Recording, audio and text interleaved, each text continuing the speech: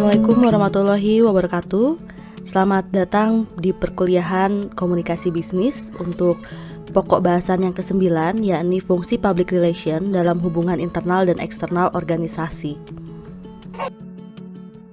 Sebagaimana telah dipaparkan sebelumnya, bahwa public relation atau PR berperan penting dalam membantu organisasi dalam berinteraksi dan bekerja sama dengan publik, serta membangun saling pengertian satu sama lainnya. Karenanya, capaian pembelajaran pada perkuliahan kali ini terdiri dari apa saja jenis publik organisasi atau kategori publik, kemudian dengan siapa saja PR harus berhubungan dengan baik, apa pentingnya komunikasi internal dilakukan, dan bagaimana peran PR di badan publik dan pengelolaan informasi publik. Dan berikut akan diuraikan. Masuk ke pembahasan yang pertama terkait dengan kategori publik. Public relation terbagi atas internal relation dan external relation. Internal relation atau hubungan internal, yakni adalah kegiatan public relation untuk membina hubungan dengan publik internal, seperti misalnya karyawan, para manajer, top manajemen, dan para pemegang saham atau stakeholders. Public relation untuk hubungan internal ini berguna agar citra dan reputasi organisasi atau perusahaan tetap positif di mata publik internal. Selain itu juga memelihara budaya perusahaan atau corporate culture yang sudah terbentuk sebelumnya. Hal ini turut membentuk sense of belonging atau rasa memiliki dan sense of responsibility atau rasa tanggung jawab antar anggotanya.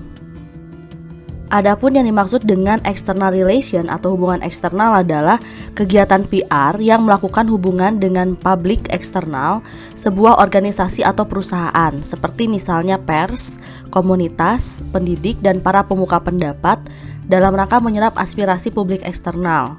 Dan PR ini menjadi jembatan antara manajemen organisasi atau perusahaan dengan kepentingan publiknya. Selanjutnya, dalam public relation terdapat sejumlah jenis publik. Yang pertama adalah publik internal dan eksternal, kemudian publik primer dan sekunder, publik tradisional dan masa depan, public proponents, opponents, dan uncommitted, serta public silent majority dan vocal minority. Pembahasan lebih lanjut mengenai hal ini dipaparkan pada uraian selanjutnya. Selanjutnya, sebagaimana telah dipaparkan sebelumnya, bahwa yang dimaksud dengan publik internal diantaranya adalah karyawan dan pemegang saham. Kemudian yang dimaksud dengan publik eksternal antara lain media atau pers, pemerintah, pelanggan, dan komunitas atau masyarakat. Selain kedua tipe public relation tadi, ada pula tipe public relation lain yang terbagi atas publik primer, sekunder, dan marginal. Publik primer berperan sangat penting dalam keberlangsungan organisasi sebagai pihak yang berhubungan langsung dengan organisasi. Jika tidak ada pelayanan atau komunikasi yang baik dengan publik ini, maka keberadaan organisasi bisa terancam atau perusahaan bisa bangkrut. Sebaiknya juga bisa menjadi sumber kekuatan untuk mengembangkan organisasi. Contoh publik primer misalnya adalah konsumen, karyawan, atau jika dikaitkan dengan universitas, maka mahasiswa itu merupakan publik primer. Berikutnya yang dimaksud dengan publik sekunder yaitu adalah publik yang keberadaannya dianggap kurang penting.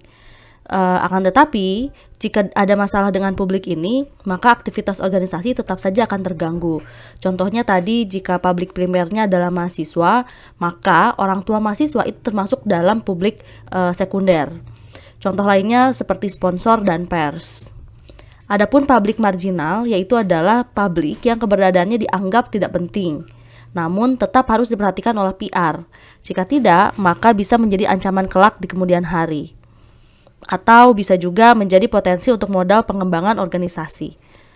Contoh publik marginal adalah masyarakat yang bukan konsumen, tetapi dia berpotensi menjadi publik primer di kemudian hari. Contohnya anak-anak sekolah sebagai calon mahasiswa.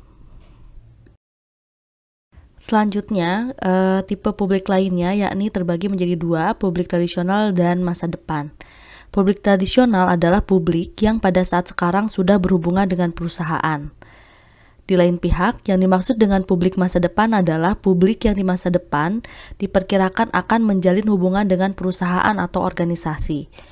Contoh dalam perusahaan lokal, maka publik tradisionalnya adalah konsumen lokal, sementara publik masa depan yakni konsumen luar daerah atau bahkan luar negeri. Adapun contoh dalam universitas misalnya, yang dimaksud dengan publik tradisional yakni adalah mahasiswa dalam negeri, sementara publik masa depan adalah calon mahasiswa asing. Berikutnya jenis publik berdasar dukungannya, yakni proponents, opponents, dan uncommitted. Proponents berarti pendukung, artinya publik ini merupakan publik yang memihak organisasi. Contohnya pegawai yang patuh terhadap pimpinan, konsumen yang loyal, sivitas akademika yang setuju dengan kebijakan universitas. Adapun opponents yang berarti lawan atau penentang, yakni penentang organisasi, sebagai contoh buruh yang menentang kebijakan perusahaan, masyarakat sekitar yang memprotes aktivitas perusahaan. Dan tipe publik terakhir dari jenis ini yakni publik uncommitted, yakni publik yang tidak peduli dengan keberadaan atau aktivitas organisasi. Publik dalam public relation lainnya yakni ada silent majority dan vocal minority. Silent majority adalah istilah yang ditujukan pada orang-orang pasif dalam menyuarakan pendapatnya. Istilah ini biasanya digunakan dalam dunia politik, tapi bisa juga digunakan dalam dunia non-politik karena silent majority bisa terjadi di mana saja.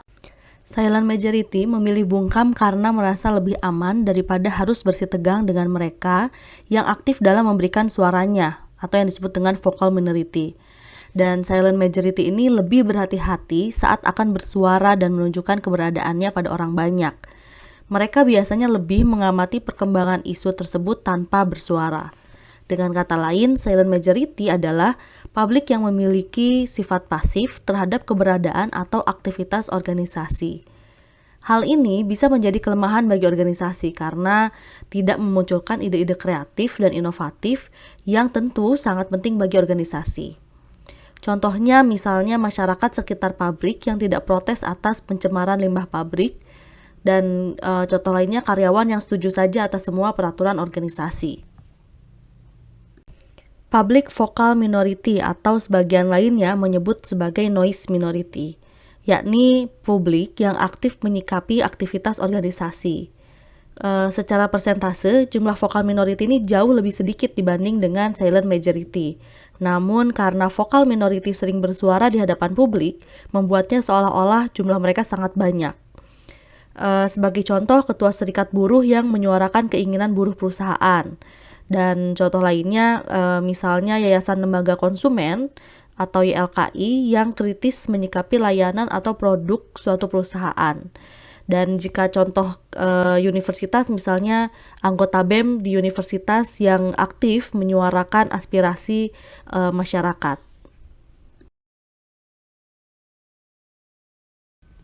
Pembahasan selanjutnya mengenai relasi publik.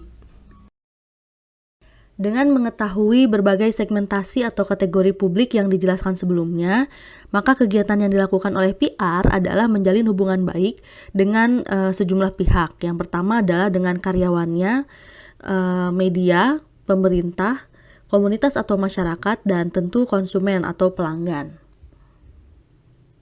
Employee relations atau biasa juga disebut sebagai hubungan industrial merupakan suatu kerangka kerja yang berkaitan dengan mempertahankan hubungan antara majikan atau pimpinannya dengan karyawan, yang mana ini berkontribusi terhadap produktivitas, hubungan yang memuaskan di antara keduanya, dan berkaitan dengan motivasi dan moral.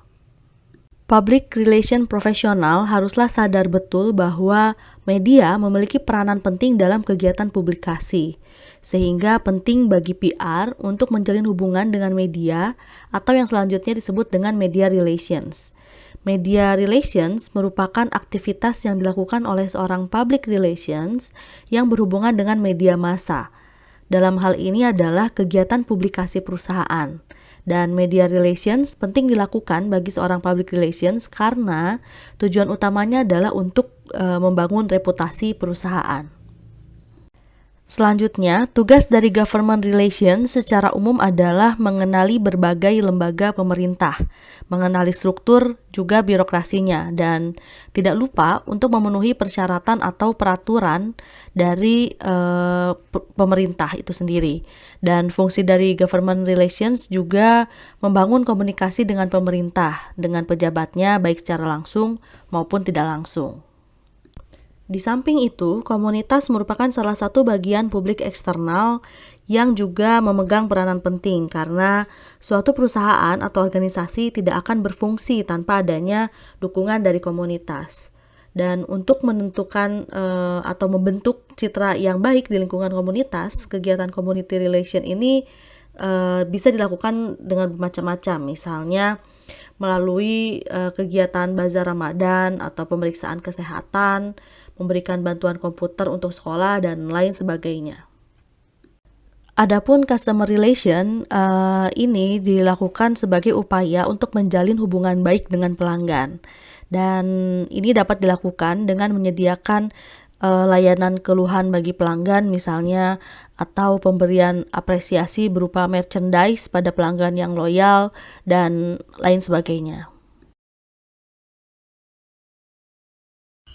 Selanjutnya, masuk pada subpokok bahasan yang ketiga terkait dengan komunikasi internal.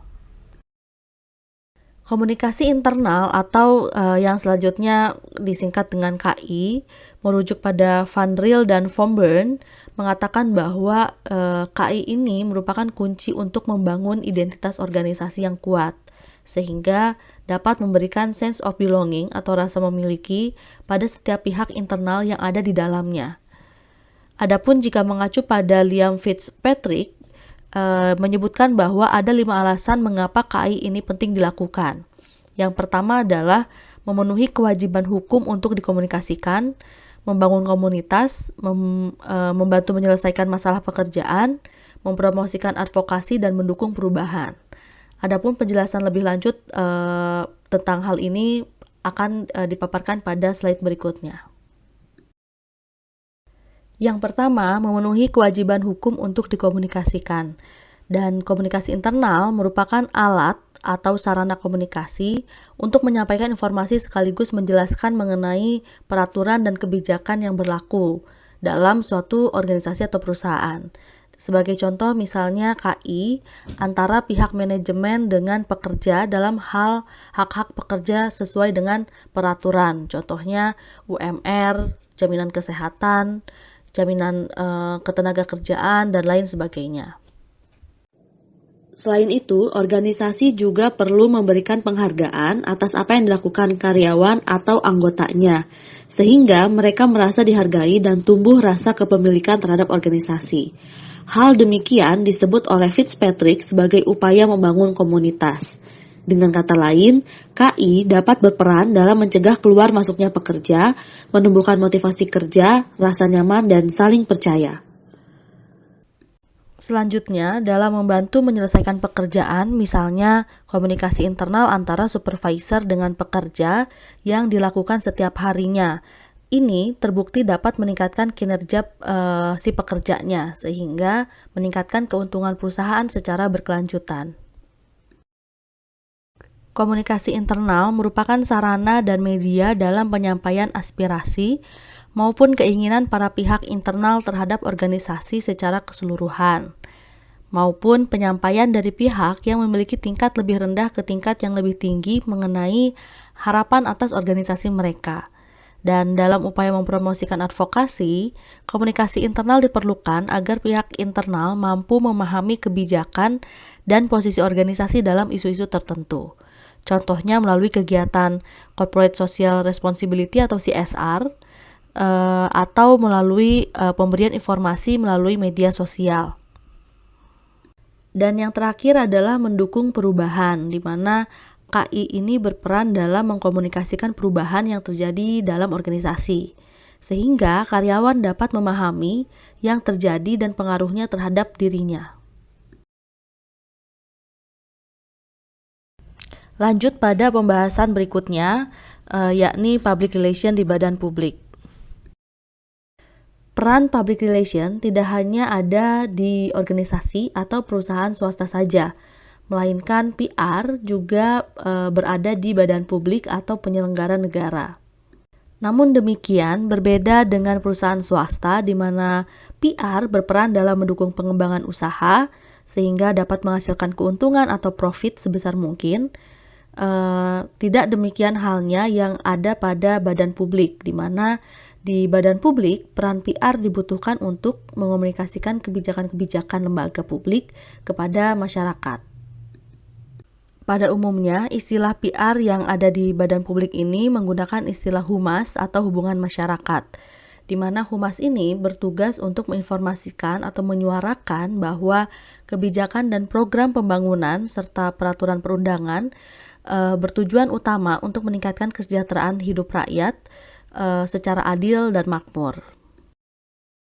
Adapun yang dimaksud dengan badan publik adalah lembaga eksekutif, legislatif, yudikatif, dan badan lain yang fungsi dan tugas pokoknya berkaitan dengan penyelenggaraan negara. Sementara informasi publik diartikan sebagai informasi yang dihasilkan, disimpan, dikelola, dikirim, dan atau diterima oleh suatu badan publik yang berkaitan dengan penyelenggaraan negara. Adapun yang dimaksud dengan external relation atau hubungan eksternal adalah kegiatan PR yang melakukan hubungan dengan publik eksternal sebuah organisasi atau perusahaan, seperti misalnya pers, komunitas, pendidik, dan para pemuka pendapat dalam rangka menyerap aspirasi publik eksternal. Dan PR ini menjadi jembatan antara manajemen organisasi atau perusahaan dengan kepentingan publiknya. Untuk informasi lebih lanjut mengenai badan publik dan informasi publik, Anda dapat mengaksesnya melalui Undang-Undang Nomor 14 Tahun 2008 tentang Keterbukaan Informasi Publik. Merujuk pada Undang-Undang Nomor 14 Tahun 2008 tentang Keterbukaan Informasi Publik, terdapat sejumlah asas informasi publik. Yang pertama, setiap informasi publik bersifat terbuka dan dapat diakses oleh setiap pengguna informasi publik. Informasi publik yang dikecualikan bersifat ketat dan terbatas, sementara setiap informasi publik harus dapat diperoleh setiap pemohon informasi publik dengan cepat dan tepat waktu, biaya ringan, dan dengan cara yang sederhana. Informasi publik yang dikecualikan bersifat rahasia sesuai dengan Undang-Undang Kepatutan dan kepentingan umum didasarkan pada pengujian tentang konsekuensi yang timbul apabila suatu informasi diberikan kepada masyarakat, serta setelah dipertimbangkan dengan seksama bahwa menutup informasi publik dapat melindungi kepentingan yang lebih besar daripada membukanya atau sebaliknya. Humas di badan publik memiliki sejumlah hak untuk menolak memberikan informasi, khususnya informasi-informasi yang membahayakan negara, berkaitan dengan kepentingan perlindungan usaha dari persaingan usaha tidak sehat, berkaitan dengan hak-hak pribadi, informasi yang berkaitan dengan rahasia jabatan, serta informasi yang diminta di mana informasi ini belum dikuasai atau didokumentasikan. Dan sebaliknya, humas di badan publik juga memiliki kewajiban. Yang pertama adalah menyediakan, memberikan, dan atau menerbitkan informasi publik yang berada di bawah kewenangannya sesuai dengan ketentuan. Kedua, humas juga berkewajiban menyediakan informasi publik yang akurat, benar, dan tidak menyesatkan. Untuk itu, harus membangun dan mengembangkan sistem informasi dan dokumentasi untuk mengelola informasi publik. Dan yang ketiga adalah kewajiban untuk membuat pertimbangan secara tertulis setiap kebijakan yang diambil untuk memenuhi hak setiap orang atas informasi publik, yang mana ini meliputi pertimbangan politik, ekonomi, sosial, budaya, dan atau pertahanan dan keamanan negara, serta dapat memanfaatkan sarana dan atau media elektronik dan non-elektronik. Adapun mengacu pada Instruksi Presiden Nomor 5 Tahun 2015 tentang pengelolaan komunikasi publik, di mana lembaga pemerintah menyampaikan data dan informasi terkait dengan pelaksanaan tugas dan fungsi kepada Menteri Komunikasi dan Informatika secara berkala. Selanjutnya, menyebarluaskan kepada publik narasi tunggal dan data pendukung lainnya yang disusun oleh Kementerian Komunikasi dan Informatika terkait kebijakan dan program pemerintah. Selanjutnya, menyampaikan setiap kebijakan dan program pemerintah secara lintas sektoral dan lintas daerah kepada publik secara cepat dan tepat. Selanjutnya menyampaikan informasi melalui berbagai saluran komunikasi kepada masyarakat secara tepat, cepat, dan objektif, serta berkualitas baik, berwawasan nasional, dan mudah dimengerti dengan kebijakan dan program pemerintah. Jika informasi tersebut dibuat dalam bentuk iklan layanan masyarakat, ada 2 syarat yang wajib dipenuhi. Yang pertama, informasi itu wajib menimbulkan respon positif dari masyarakat. Dan yang kedua, informasi tersebut tidak menayangkan kepentingan pribadi dan atau golongan. Berikut adalah daftar acuan yang dapat dirujuk. Dan demikian apa yang dapat saya sampaikan untuk perkuliahan hari ini. Terima kasih atas perhatiannya, semoga dapat dipahami, dan wassalamualaikum warahmatullahi wabarakatuh.